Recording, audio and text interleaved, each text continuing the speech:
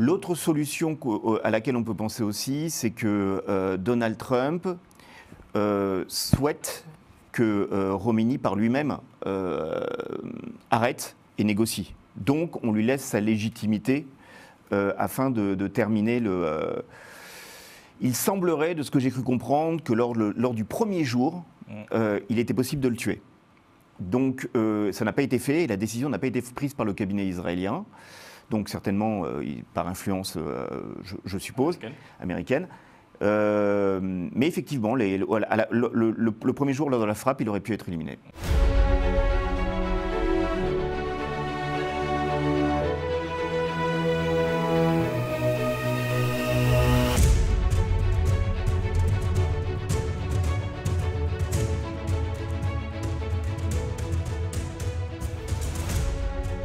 Bonsoir à tous. Jusqu'où iront les bombardements déclenchés par l'armée israélienne sur l'Iran? Comment cette situation est perçue en Afrique?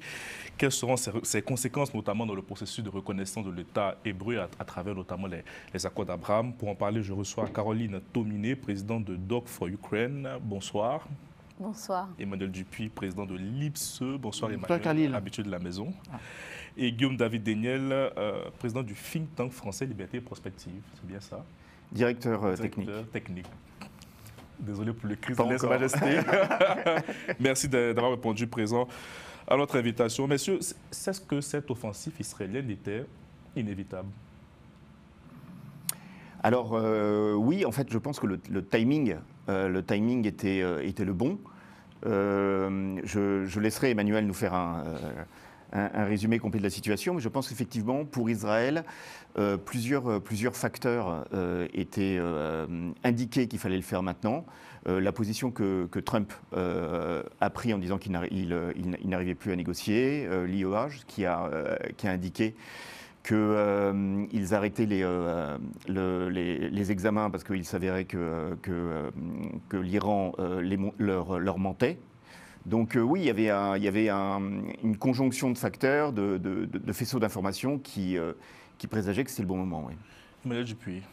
Oui, alors je crois que Guillaume l'a parfaitement bien rappelé. Je ne suis pas certain que le moment était opportun, parce qu'après tout, Israël voulait faire ça depuis de nombreuses semaines, mais c'était sans doute la dernière ligne droite et le dernier moment où ils pouvaient le faire. Car les Américains tenaient particulièrement coûte que coûte à avoir un accord sur le nucléaire. Donc on était à 2 doigts d'une reprise de ce dialogue ces derniers jours, en fait, quelques heures avant les frappes à Mascate, donc à Oman. Le président Trump avait quasiment acquiescé à l'idée qu'il faille ne pas limiter le degré d'enrichissement de l'uranium, alors que c'était précisément ce que l'accord sur le nucléaire de 2015 qu'il avait réfuté faisait. En fait, il estimait en 2015 qu'on était allé trop loin, et lui va beaucoup plus loin que ce qu'on voulait empêcher. C'est-à-dire qu'il autorisait un enrichissement au-delà des 3,67% d'uranium enrichi. Et puis le Premier ministre Benjamin Netanyahou a senti qu'il y avait une fenêtre d'opportunité, il l'a saisie. Et c'est surtout ça qui est important. C'est qu'il a agi très rapidement, seul, enfin, modérément seul, car les Américains, il y a toujours un petit doute, même si les Américains réfutent l'idée qu'ils soient associés aux frappes, ils le sont indirectement, car une bonne partie des bombes qu'ont utilisées les F-35 israéliens, sont des bombes américaines. Donc ce sont des bombes qui, de facto, ont été autorisées à l'utilisation pour des frappes précisément indiquées comme telles, travaillées par les deux états-majors israéliens et américains, puisqu'il y a en Israël une cellule conjointe qui préparait depuis de nombreuses années une attaque conjointe. Là, l'attaque a été faite seule, mais les plans étaient israélo-américains. Oui, Emmanuel a complètement raison, c'est quelques jours avant. Donald Trump a accédé à la demande israélienne et ils ont livré 300 bombes. Ils ont livré 300 bombes juste avant 300 bombes bunker. Quelques jours avant, et c'est diffusé dans les médias comme quoi c'était un accord qui était secret entre Trump et Israël. Donc, de facto, on peut penser que Trump était d'accord.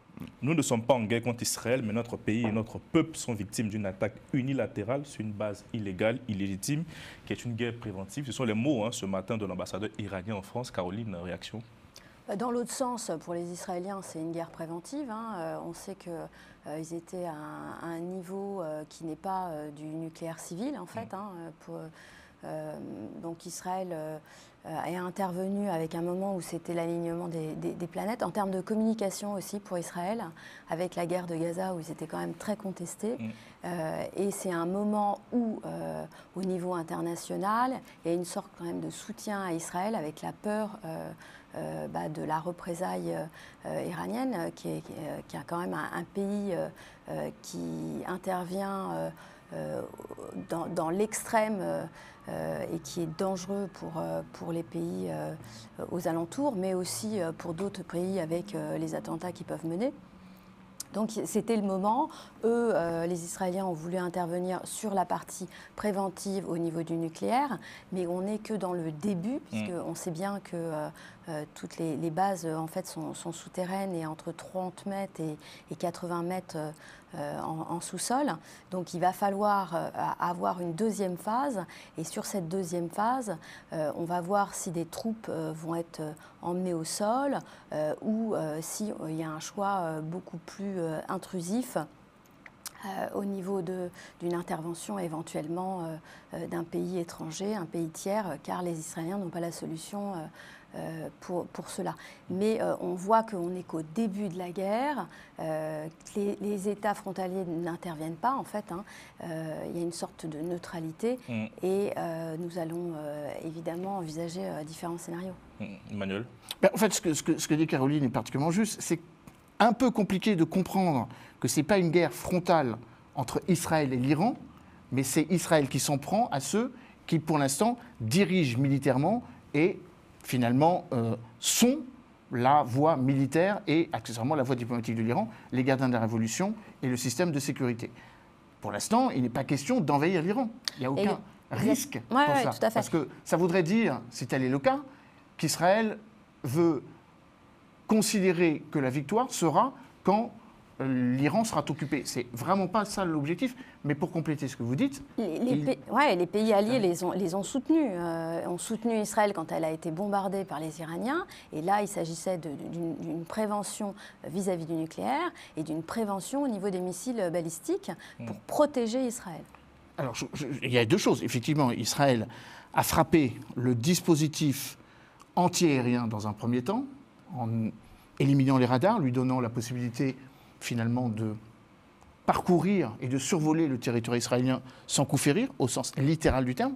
Il n'y a plus aucun système de radar et plus aucun système anti-aérien qui empêche les bombardiers et les chasseurs israéliens de voler jusqu'à Téhéran. Donc ils peuvent voler jusqu'à Téhéran, c'est-à-dire que le ciel iranien n'est plus dominé.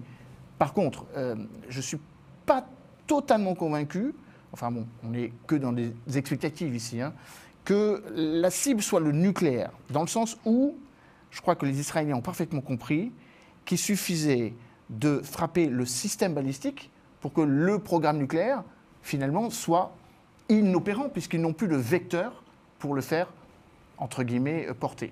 Il y a quand même un petit risque, je termine. Il y a un bémol, oui. Alors un bémol, un ajout, il y a eu dans ces dernières heures quelques bruits insistant sur le fait que comme les Iraniens avaient parfaitement compris qu'ils n'auraient pas la capacité de pouvoir construire des bombes eux-mêmes, voulaient disséminer une partie de leurs 400 kilos d'uranium enrichi illégalement à leurs proxys, ce qu'on appelle les proxys, donc en français je préfère appeler les séides. Ça, c'était un risque. On parle du Hezbollah, le Hezbollah, les Houthis, les Houthis yéménites, le Hezbollah, ce qu'il en reste, le Hamas, ce qu'il en reste. Les Houthis, ce qu'il en reste. Les Houthis, ce qu'il en reste, parce que les Américains ont quand même frappé très fort. Il n'y a plus beaucoup de jus actuellement. C'est pour ça qu'il n'y a pas vraiment de résistance aussi de leur côté, parce qu'on s'attendait à une coalition. C'est bien pour ça qu'il faut partir du principe que ce n'est pas une guerre. C'est une montée en puissance d'un agenda politico-militaire d'Israël qui, depuis maintenant 2 ans, élimine tous les dangers autour de son territoire. Et le plus important étant l'Iran. Donc en fait, on termine avec l'Iran. C'est la phase qui a commencé après les attaques du 7 octobre, avec l'élimination ou la mise hors d'état de nuire de la branche militaire du Hamas, accomplie, le Hezbollah. D'ailleurs, la méthode d'élimination du Hezbollah ressemble beaucoup à la méthode d'élimination des gardiens de la Révolution. puisqu'ils en sont pris... Ah, on part vers ça aujourd'hui, on part vers une chute du régime iranien, à votre avis? Avant le plateau, on en discutait. Je pense très sincèrement que là, le but final recherché, c'est celui-là. Et je pense très sincèrement qu'il est atteignable. Alors moi, je voulais revenir sur quelques points.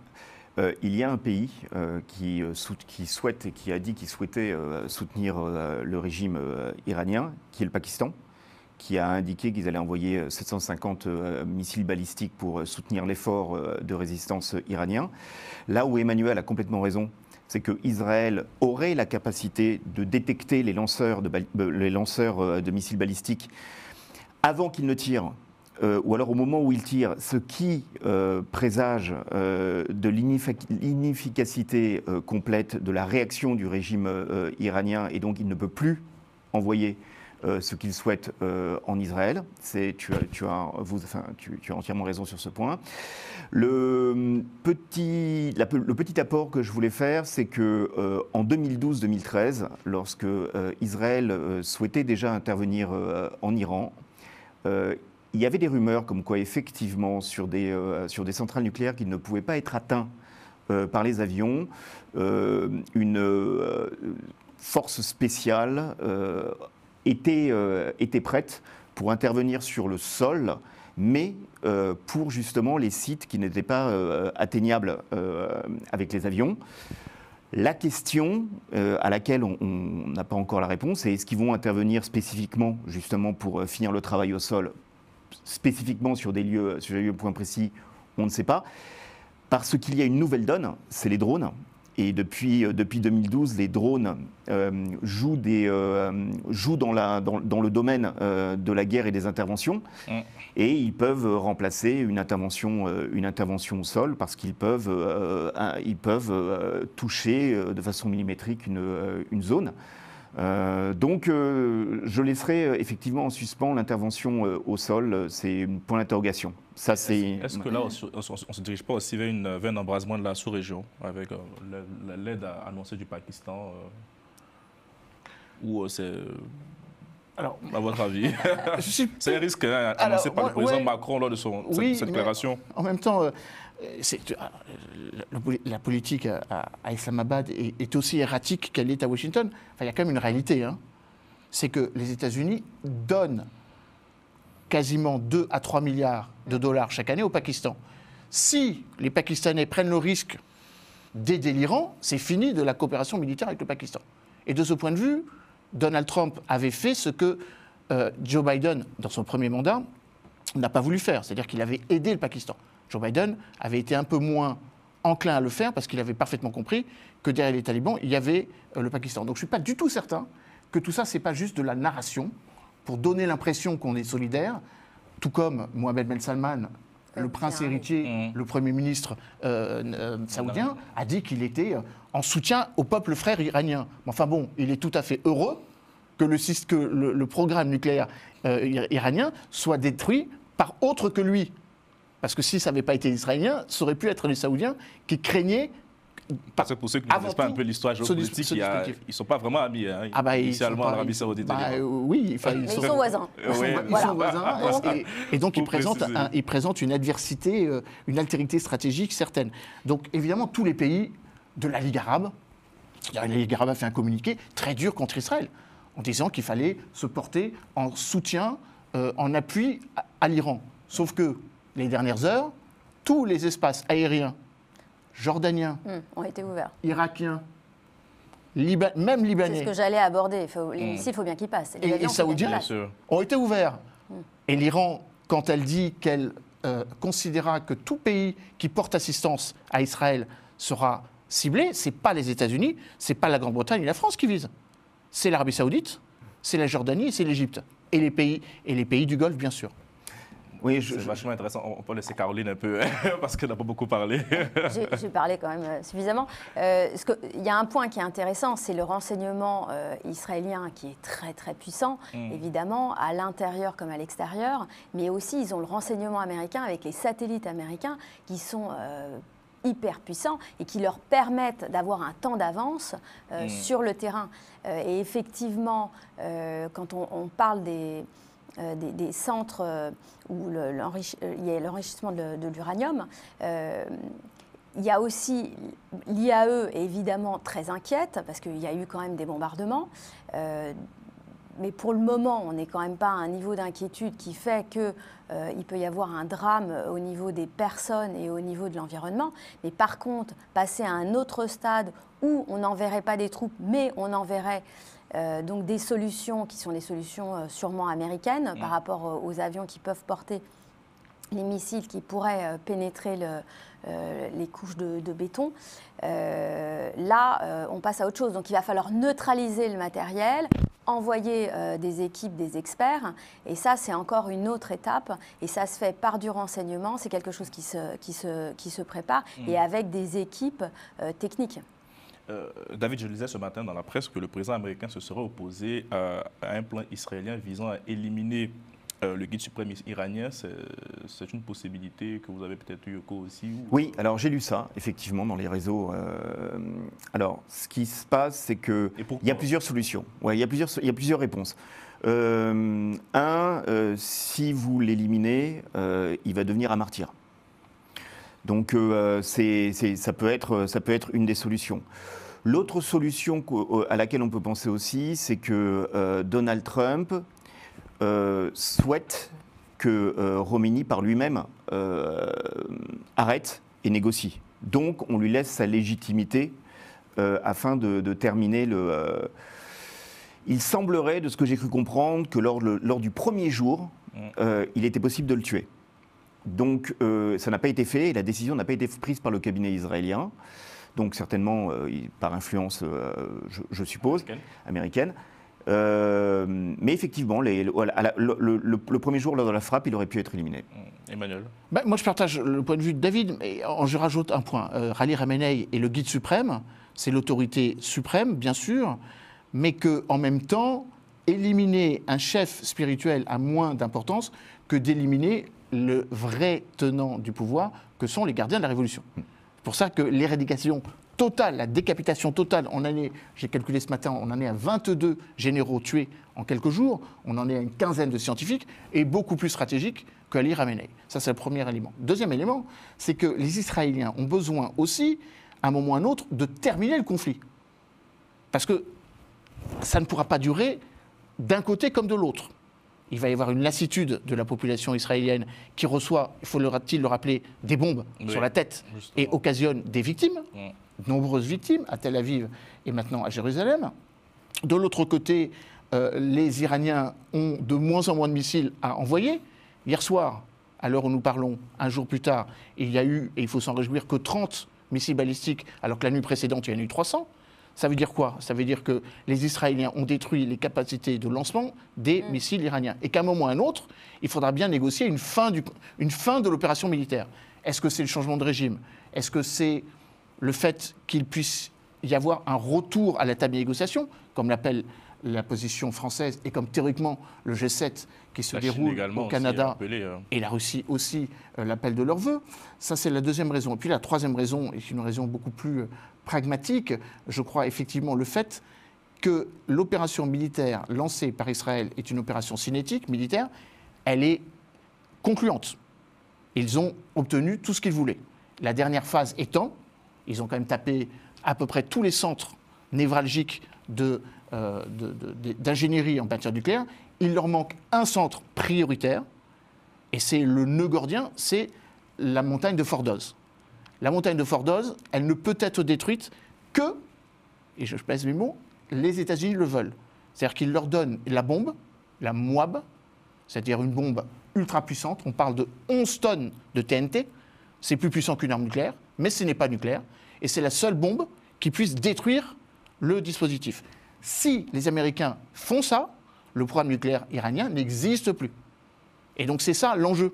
Est-ce qu'on veut le réduire à minima ou alors le détruire complètement? Les Israéliens ont demandé expressément et l'ont redemandé que les Américains, s'ils s'impliquent, autorisent cela. Si tel est le cas, je ne vois pas comment les Iraniens pourront protéger leur montagne puisqu'elle sera détruite. Et donc il n'y aura plus de problème nucléaire. S'il n'y a plus de problème nucléaire, le régime d'Ebola n'est plus un danger puisqu'il ne représente plus de danger régional. Et c'est là où il va y avoir à un moment ou à un autre une négociation.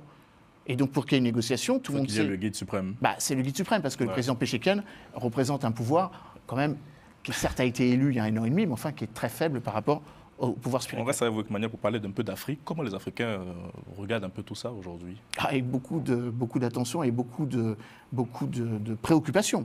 Premièrement, un certain nombre de pays africains sont membres de la Ligue arabe.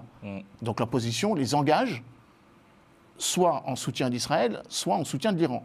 La position de la Ligue arabe engage, et c'est très paradoxal, des pays qui ont signé les accords d'Abraham, le Soudan et le Maroc, en soutien à l'Iran.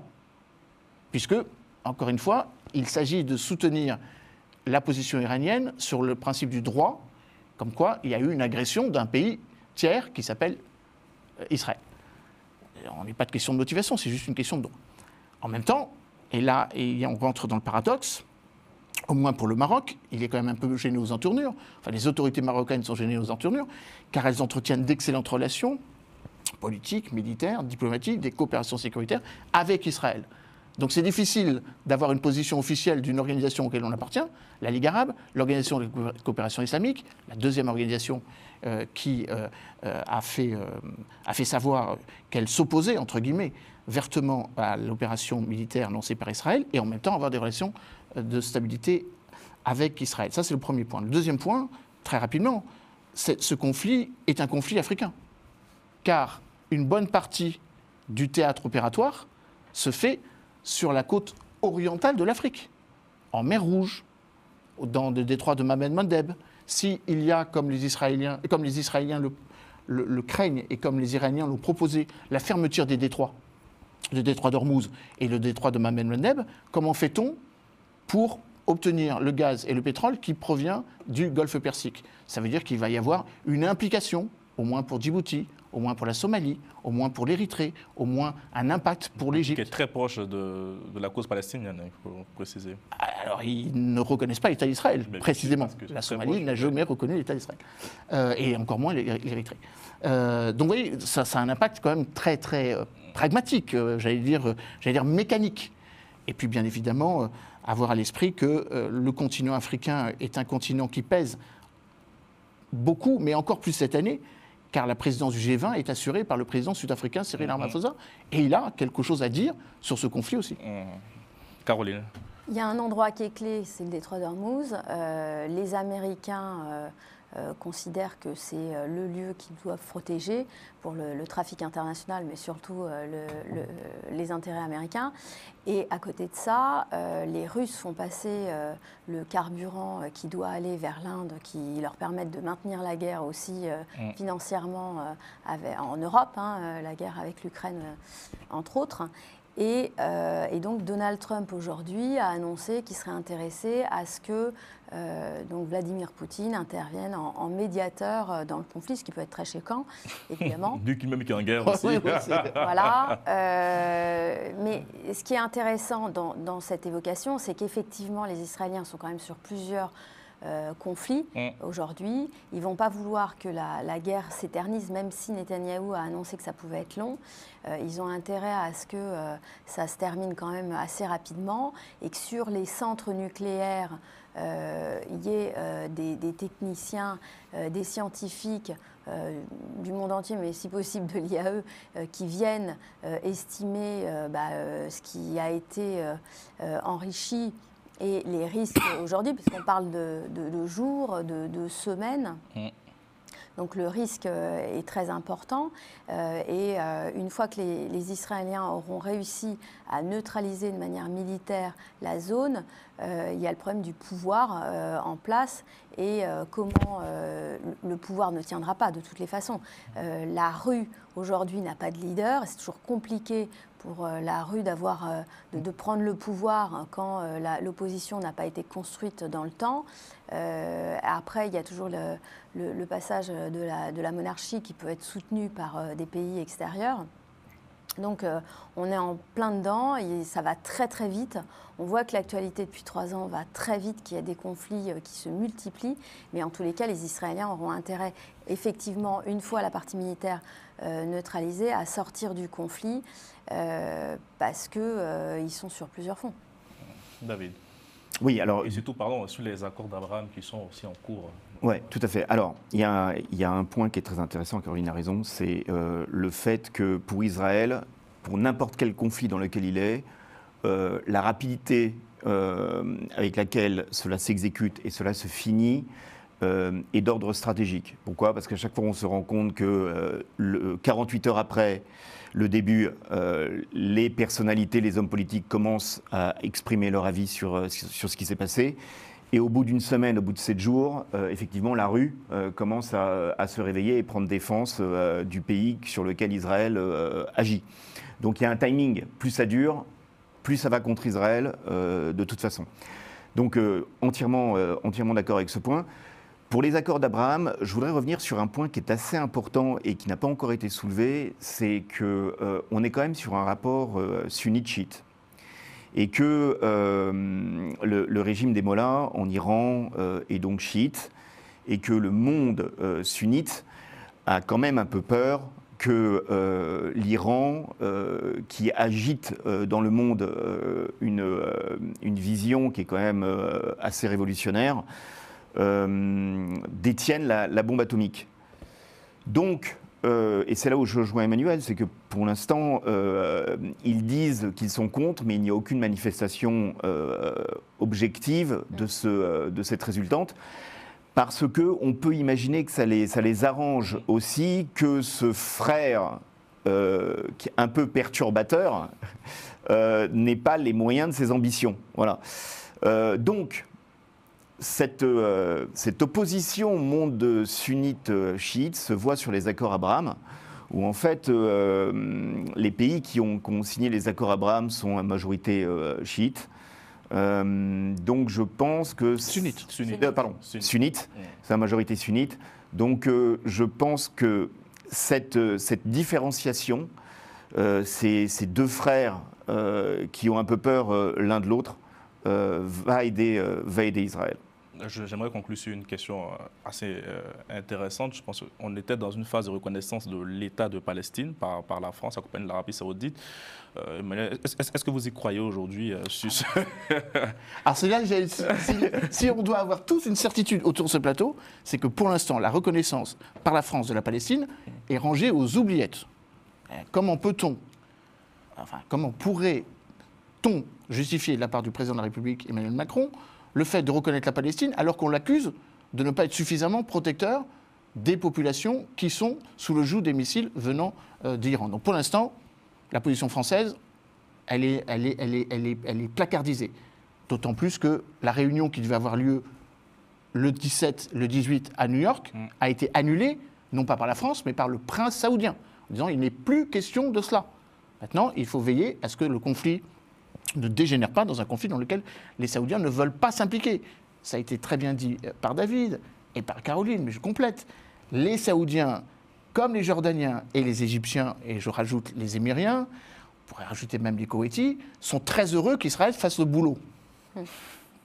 Donc, limiter la capacité de nuisance de l'Iran. Alors, comme je disais, faire le boulot, en m'exprimant trivialement, ça fait 2 ans qu'ils le font, puisqu'ils ont éradiqué toutes les menaces auxquelles ils faisaient face eux-mêmes. Les Kataib Hezbollah en Irak, le Hezbollah au sud du Liban, le Hamas à Gaza, les Houthis au Yémen.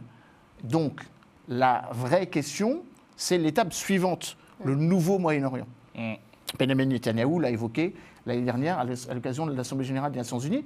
Peut-être d'ailleurs pourrions-nous éventuellement imaginer que d'ici quelques semaines, en septembre, le nouveau Moyen-Orient soit une réalité concrète. Un Iran démonétisé de sa capacité de nuisance, des pays autour d'Israël qui franchissent le pas de s'associer aux accords d'Abraham, précisément un qu'on a tous en tête, l'Arabie Saoudite. En tout cas, le président Donald Trump l'a vertement conseillé au prince héritier et au Premier ministre Mohammed Ben Salman, et de facto une position qui rangerait et qui obligerait la Turquie à choisir. Est-ce que la Turquie joue la proximité avec la Russie et avec l'Iran, ou est-ce que la Turquie est obligée de considérer qu'elle est membre de l'OTAN, qu'elle est mitoyenne de l'Europe, et qu'elle a dans son environnement des pays qui vont se normaliser. La Syrie d'Al-Shara va sans doute aussi potentiellement signer les accords d'Abraham. Alors, il a mis des réserves. Hein. Il a mis des réserves. Il a mis des réserves tant que les Israéliens n'avaient pas occupé la montagne de Druze à 40 km de Damas. Maintenant, il a moins de réserves. Donc, il faudra regarder ça avec beaucoup d'attention. En 30 secondes, Caroline, est-ce que c'est un échec de la diplomatie française, là, aujourd'hui, ce sommet avorté? La diplomatie, c'est aussi s'adapter. Donc, on a su s'adapter par rapport à l'évolution du conflit. Il y a un vrai risque nucléaire. Il y avait un vrai risque pour les populations israéliennes avec l'arsenal iranien. Donc, il était temps d'intervenir. Et la France soutient Israël dans son action. Les frappes sont chirurgicales. Hein. Elles concernent évidemment des militaires iraniens et des scientifiques qui ont développé donc le risque, avec évidemment aussi des choix ciblés au niveau des politiques iraniens. Aujourd'hui, est-ce que la rue va réussir à s'affirmer? Certainement, ça va être l'étape d'après et voir comment ça se passe au niveau politique. Khamenei a 86 ans, je crois. Il est très suivi médicalement. Il doit être retranché. C'est pas lui qui aujourd'hui décidera. Et donc, c'est un grand tournant pour l'Iran. On espère que les femmes et les populations qui ont été suivis et en pleine répression du pouvoir pourront se rebeller et avoir des droits et que le pays puisse aller vers plus de démocratie. Merci beaucoup à tous les trois. Merci d'avoir répondu à mes questions. Merci à Moustapha Kanté, la réalisation, et bonne suite de programme sur les antennes de Global Africa Télé Sud.